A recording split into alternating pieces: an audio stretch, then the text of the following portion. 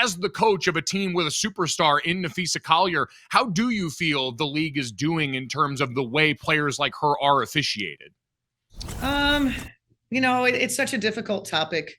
I think it's simply put that we've got a long way to go. And we've got to make sure that officiating in any sport, are you going to have times where there's the unfortunate call, no call, whether it's football, but it doesn't matter what it is. I think we all want, as we always say this, every game, there's some level of consistency in what we're doing and how we're calling it. And I think for us, there's two championships that came down to what we feel sort of mismanagement of the rules, right? And so in 2016, there was a shot clock violation that should have been reviewed. It wasn't reviewed. So the official, it was under 2 minutes. It should have been immediate. They should have reviewed it, and it would have come out of that situation, shot clock violation. I don't know if you guys are into win probability, but the win probability for us in that situation was strongly tilted in our direction. They botched the administration of that. That is unacceptable. It's not a judgment call. The LA fans are going to say, hey, but in game 4, there was an 8-second violation, blah, blah, blah. That's judgment, whether the ball is across the court, et cetera. It's very different than just completely botching the rules. And we added this coach's challenge review, and I just don't think we have it right yet in terms of how we handle that. When basically the entire country can look at that objectively and go, that's clearly not a foul. The application of marginal contact is so subjective for officials. We don't have that right. So we just have a long way to go. I don't think it's about star players. I know, I get the nature of the Caitlin Clark, the popularity and eyes on, so everyone's watching. A lot of people are watching that never watched before. I don't believe Caitlin Clark is targeted in any way. It's a great player. You're going to get teams' best efforts.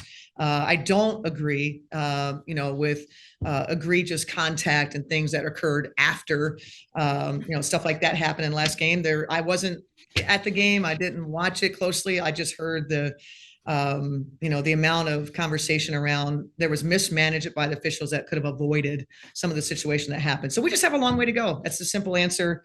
I think Stephanie White said it best, players like the evolution and where we are talent wise, we need to do better in that space for sure.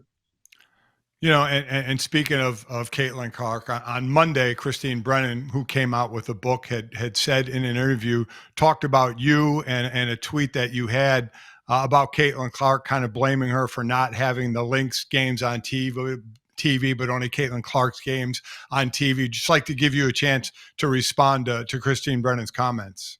I appreciate that, Mike. And it's, I had just mentioned that there are people that have not followed the WNBA they're now following because of Caitlin Clark, and Christine Brennan's one of them. Christine Brennan's very opportunistic in this situation, right? Everybody knows you put Caitlin Clark anywhere, you're going to get the clicks, you're going to get the likes, you're going to get, compensation. And so I think Kristen Brennan is in that space. What she wrote is fiction.